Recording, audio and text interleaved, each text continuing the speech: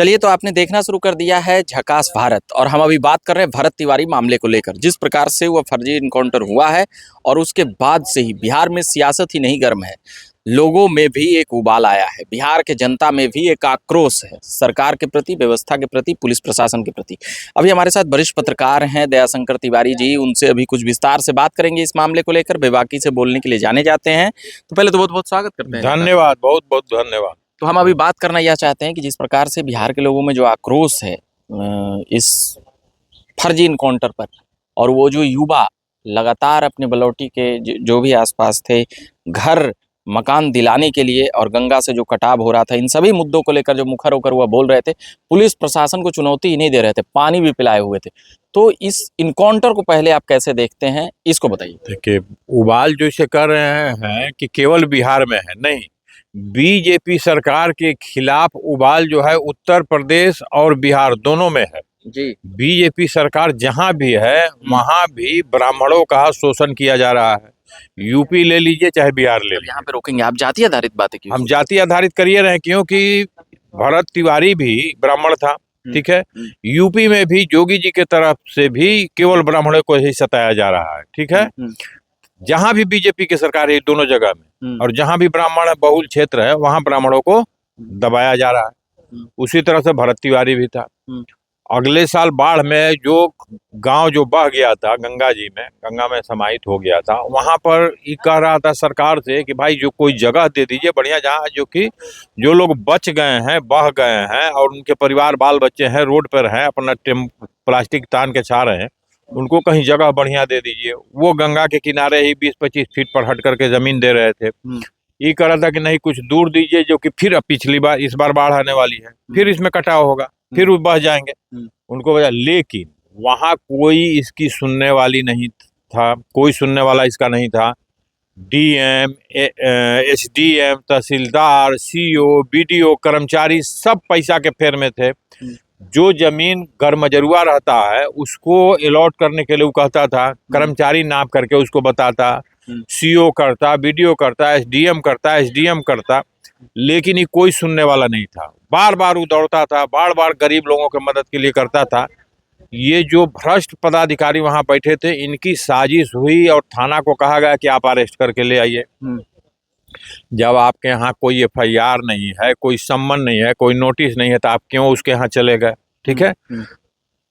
पहली गलती यहाँ से हो गई। दूसरी गलती बंदूक लिए हुए हैं, इसको लेकर भी कई लोग दोषी ठहरा।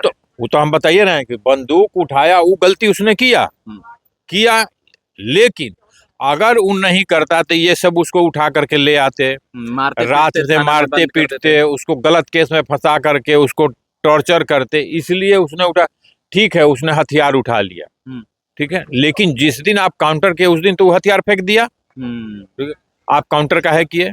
दूसरी बात, हमारा एकदम चैलेंज है कि कोई भी जो कह रहा है कि हमने गोली चलाया और उसके ठेहुना में गोली मारा, घुटने में गोली, उनको बुला करके और चांदमारी में कहीं भी फायरिंग करा लीजिए, अगर उनका निशाना सही लग जाए। उसको तो ये सब पकड़ करके मारा है।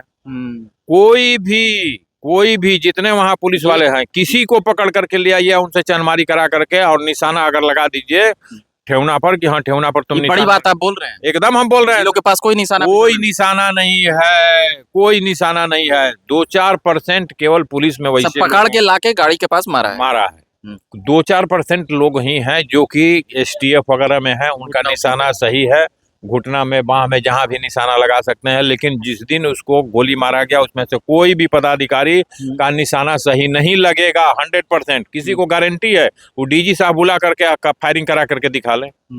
इसको पकड़ करके लिया के मारा गया। दूसरी बात, इसमें प्रशासनिक साजिश है सम्राट चौधरी को बदनाम करने के लिए।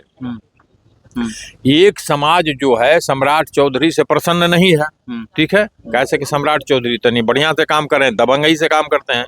वो प्रशासन में जो लोग लूट खसोट के लिए बैठे हुए हैं, दबंगई से काम करते हैं, तो कहाँ वो बेगूसराय में बलात्कार वाला का बोल दिए 24 से 48 घंटा में? बेगूसराय ना बेगूसराय में उससे पुराना नेता है गिरिराज सिंह, काहे नहीं बोल दिए? वहाँ का तो और भी बिल्कुल एक समाज में गिरिराज सिंह, सम्राट सिंह तो माला पहना रहे हैं। अरे माला पहना कर वैसा है, लेकिन सम्राट चौधरी का उससे अलग है ना।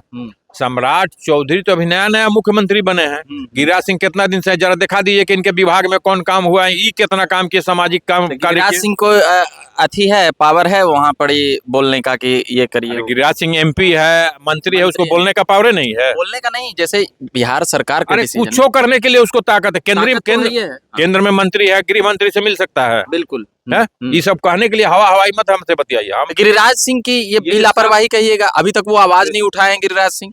गिरिराज सिंह नहीं, वहां से जो भी विधायक है कोई आवाज उठाया है बेगूसराय से? बेगूसराय की ही लड़की आई यहाँ होटल में, उसके साथ घटना हो, गिरिराज सिंह आवाज उठाए? नहीं उठाए। कौन विधायक उठा दिया बेगूसराय का? कोई भी विधायक जो है बेगूसराय से आता है, वो किसी ने आवाज उठाया उस गरीब के लिए? नहीं। ये सब बने हुए हैं, मंत्री मंत्री बन जाता है पैसा धन कमा करके। केवल जोगी जी वहाँ कुछ कुछ काम कर रहे हैं, नहीं तो ये सब फ्रॉडन के एक जमात है। मोदी जी से हम लोग को अगर मिलने का तो समय मिलता नहीं है। मोदी जी भी उसी से मिलते हैं जो कि उनके लଗୁए भगुए हैं।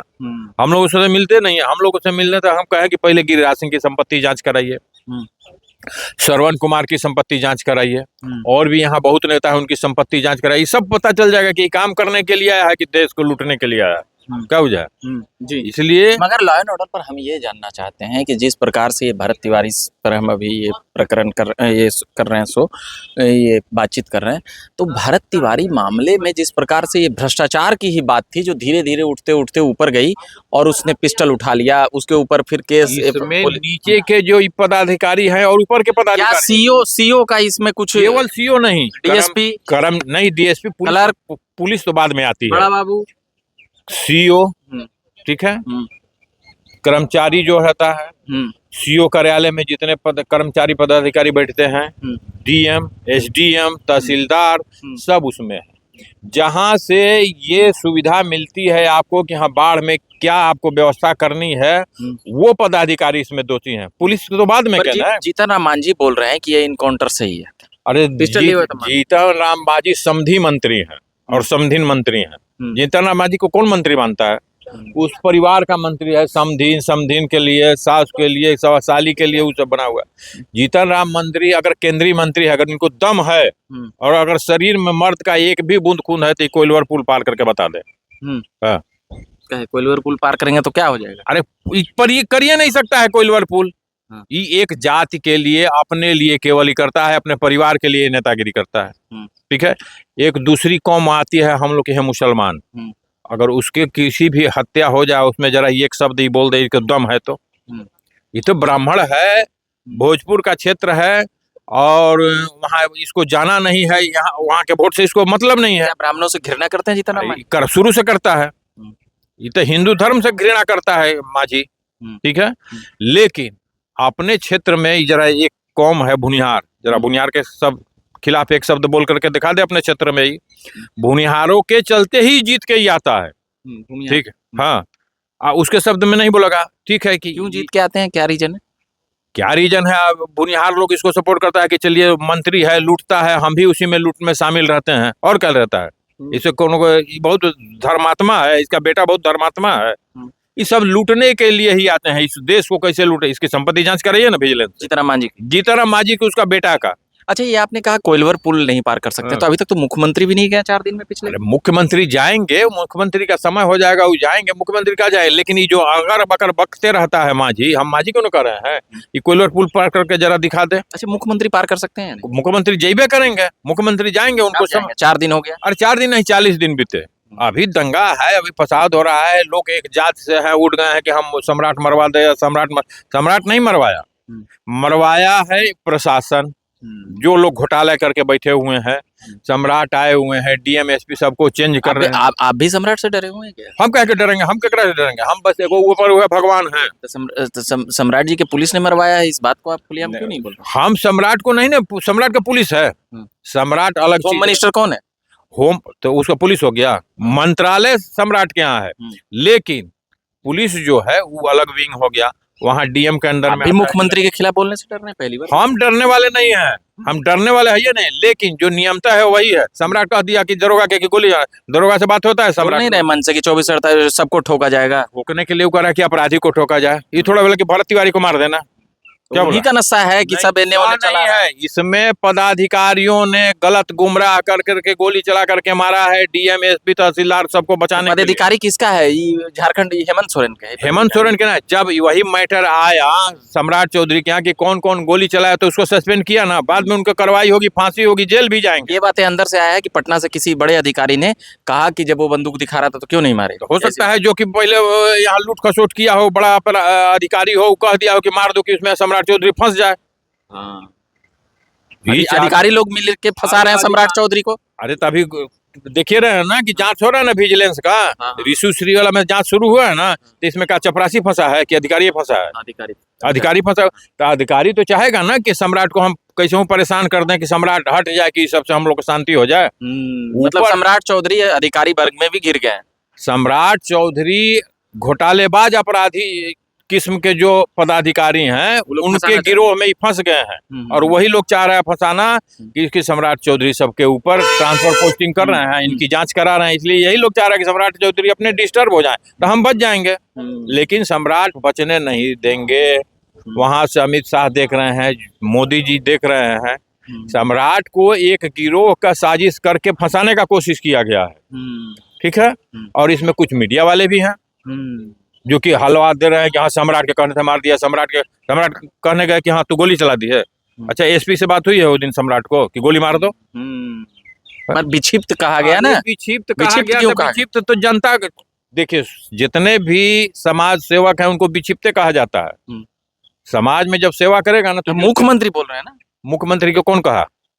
वहां से कोई पदाधिकारी ही ने बोला था कि हाँ दिमाग खराब होगा, मुख्यमंत्री से बिल मिला था वो। अच्छा, आपको क्या लगता है उनका दिमाग खराब था? कोई दिमाग खराब नहीं था, वो समाज सेवक था, समाज के लिए कार्य करता था। पदाधिकारी वहां जो घोटाला कर रहे थे वो फंसे हुए थे, उन्होंने एक साजिश करके इसको मरवा दिया।